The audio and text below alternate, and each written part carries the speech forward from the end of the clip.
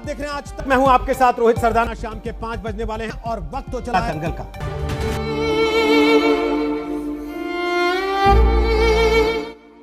इस मुस्कुराहट को तो पहचानते होंगे आप। संजीदगी वाली ये हंसी किसको मोहित नहीं करती होगी। ये दुखद है कि कोरोना के काल ने इस मुस्कुराहट को हमसे छीन लिया है। वादियों के बीच दो मासूम बच्चों के साथ पिता के चेहरे के तेज को देखिए और मासूम की मुस्कुराहट को देखिए। मानो पिता की उंगली भर पकड़ लेने पर लगा कि पूरा जहान मुट्ठी में भर लिया हो। लेकिन अब शायद ही मुस्कान इन मासूमों के चेहरे पर लौट कर आएगी। शायद ही कभी यह एहसास हो कि उंगली पकड़ने पर दुनिया मुट्ठी में आ जाए। पिता की गोद में होने का एहसास ही अलग होता है। शायद कि इस मासूम को पिता की गोद का आभास रहे।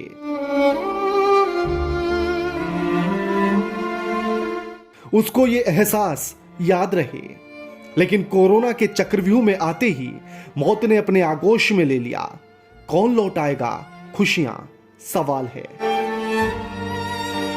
कोरोना से दंगल हार गया है। यकीन नहीं होता।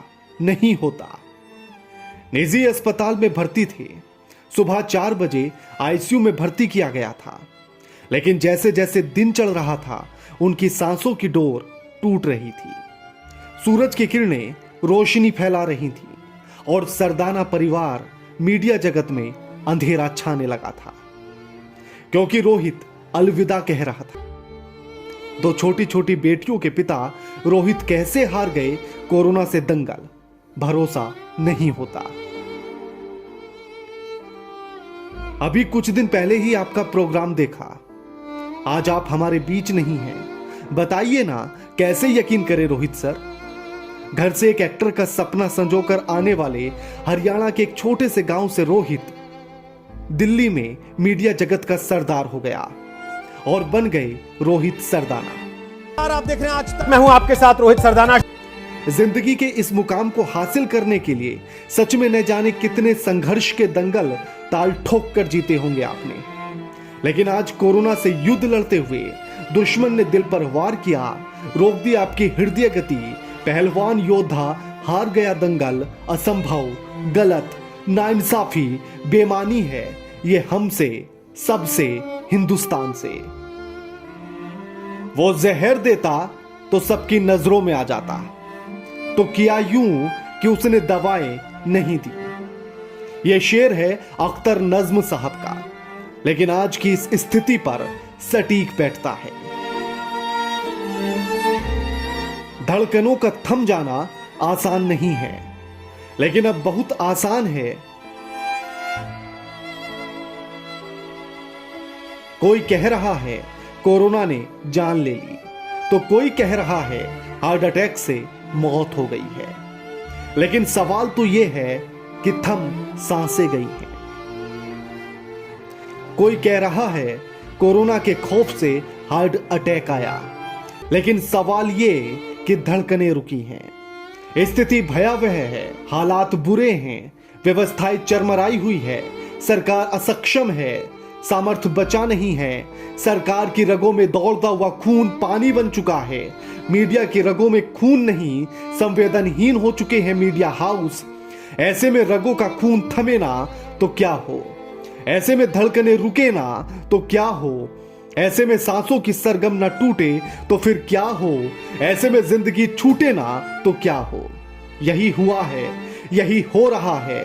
पता नहीं कब थमेगा, कब रुकेगा। हां, जानते हैं हम कि स्थिति नाजुक है, तो बताओ कैसे गाएं प्रेरणा के गीत, लाशों के ढेर के बीच कैसे मनाएं उत्सव, वेदना की चीख चित्कार के बीच कैसे करें पॉजिटिव बातें, कराते हुए देश के आंगन में खड़े होकर कैसे कहें सब ठीक हो जाएगा। जब दूर दूर तक ना आती हो नजर कोई भी उम्मीद की किरण, नहीं कह सकते, नहीं कह सकते, नहीं कह सकते, क्योंकि हम नहीं है सरकारें निकम्मी वाली, चुनाव जीवी, विफल, नीरो जैसी, शैतान जैसी सरकारें। हम इंसान हैं साहब, इंसान हैं। तो इस भयावह स्थिति को देखकर नहीं कह सकते हैं, नहीं गा सकते हैं उत्सव के गीत। मातम मन रहा है हिंदुस्तान के आंगन में, तो कैसे करें, कैसे गाएं प्रेरणा के गीत, कैसे लाए पॉजिटिविटी, बताइए ना आप। इस गंभीरता से लेकर मुस्कुराहट तक जब ये सब चैनल डिबेट में दिखता था तो हर बात का वजन होता था। सवाल के अंदाज से लेकर व्यंग के प्रहार तक सटीक पत्रकार रहे आप रोहित सरदाना सर।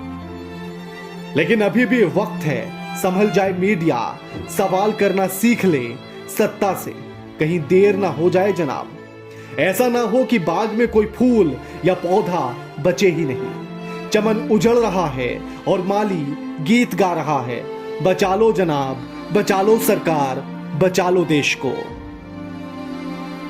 अलविदा रोहित सर।